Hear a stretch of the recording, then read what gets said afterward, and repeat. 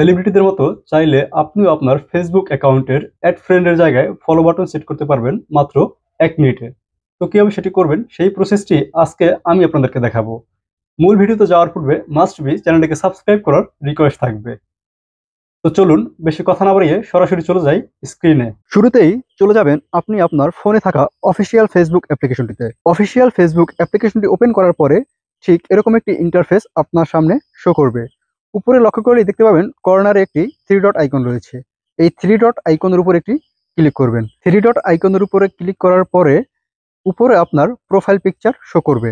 এই প্রোফাইল পিকচারের উপরে একটি ক্লিক করবেন। প্রোফাইল পিকচারের উপরে ক্লিক করার পরে এখানে লক্ষ্য করলেই ডান দিকে দেখতে পাবেন আরেকটি 3 ডট আইকন রয়েছে।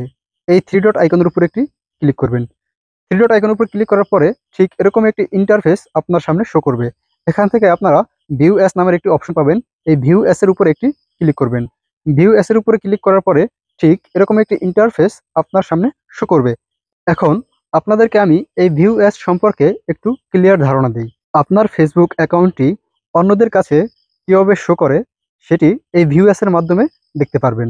আপনারা দেখতেই পারছেন এখন আমার প্রোফাইলে কিন্তু অ্যাড ফ্রেন্ডের জায়গায় অ্যাড ফ্রেন্ড বাটনটি রয়েছে।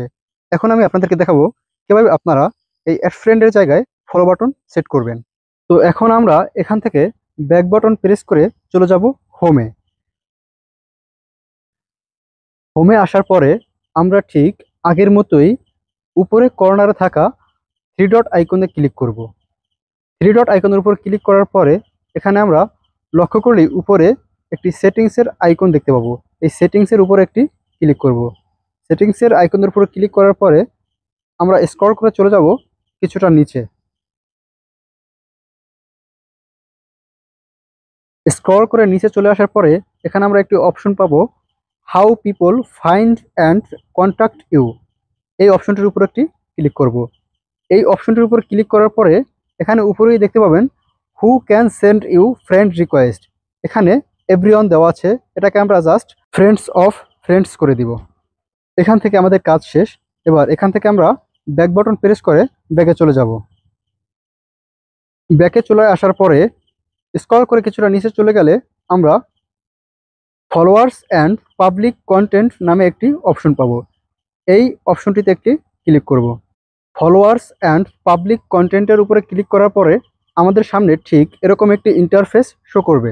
এখানে আপনারা উপরেই লক্ষ্য করলে দেখতে পাবেন লেখা রয়েছে হু ক্যান ফলো মি। এটা এখানে ফ্রেন্ডস করা আছে, তো এটাকে আমরা ফ্রেন্ডস থেকে পাবলিক করে দিব। তো এখান থেকে আমাদের যতগুলো অপশন ফ্রেন্ডস করা আছে সেগুলোকে আমরা পাবলিক করে দিব। দেখুন এখানে আমার নিচের অপশনগুলো আগে থেকেই পাবলিক করা আছে, সেজন্য আর আমাকে নতুন করে পাবলিক করতে হচ্ছে না। তো এখান থেকে আমাদের কাজ শেষ। এখন আমরা সরাসরি ব্যাক বাটন প্রেস করে চলে যাব হোমে। হোমে আসার পরে আমরা আগের মতো ভিউ অ্যাসে গিয়ে দেখব আমাদের প্রোফাইলটা এখন অন্যদের কাছে ঠিক কিভাবে শো করছে। অর্থাৎ আমাদের অ্যাড ফ্রেন্ডের জায়গায় ফলো বাটনটি সেট হয়েছে কিনা সেটি এখন আমরা দেখব। তো আমরা আগের মতো উপরে কর্নারের 3 ডট আইকনের উপরে ক্লিক করব।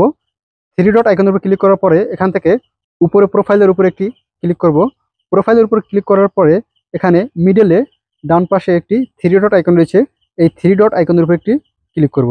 3 ডট আইকনের উপর ক্লিক করার পরে এখানে আমরা ঠিক আগের মতো ভিউ অ্যাস অপশনটি পেয়ে যাব।